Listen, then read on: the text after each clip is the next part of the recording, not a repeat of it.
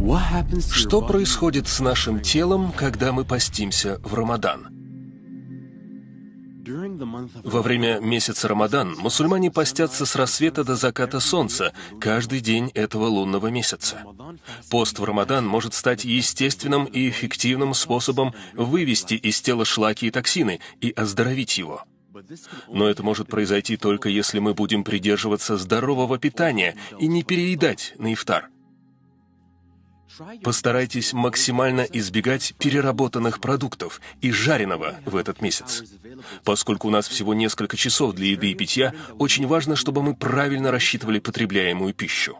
Для насыщения тела влагой пейте много воды. Избегайте продуктов, содержащих кофеин, который обезвоживает наш организм, заставляя острее чувствовать жажду в часы поста. Мы знаем, что Рамадан — это очень занятое время, поэтому большинство из нас обычно сокращают часы сна, чтобы оставить больше времени для благих дел, что прекрасно. Но постарайтесь спать не меньше 6 часов в день. Если вы не дадите себе этот минимум сна, то можете стать ленивым в намазе и чтении Корана. А этого мы с вами хотим в последнюю очередь. Но имейте в виду, что если мы спим больше, чем положено, это тоже делает нас ленивыми и менее продуктивными, поэтому ключ к успеху в балансе. Вот анализ того, что происходит с нашим телом во время поста. Стадия первая. В первые несколько дней поста снижается как уровень сахара в крови, так и кровяное давление. Тело начинает процесс очищения, и первые пару дней самые тяжелые. Они могут сопровождаться головной болью, головокружением, тошнотой и чувством сильного голода. Стадия вторая. Во время нее тело привыкает к новому распорядку дня, а у системы пищеварения появляется возможность отдохнуть. Она концентрирует свою энергию на очищении организма и восстановлении клеток, так как лейкоциты постепенно становятся более активными. На этой стадии различные органы нашего тела начинают восстанавливаться.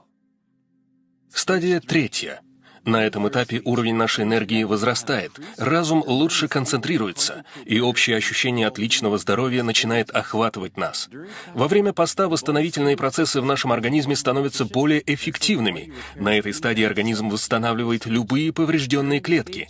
Кишечник, печень, почки, легкие и кожа очищаются от токсинов, происходит детоксикация.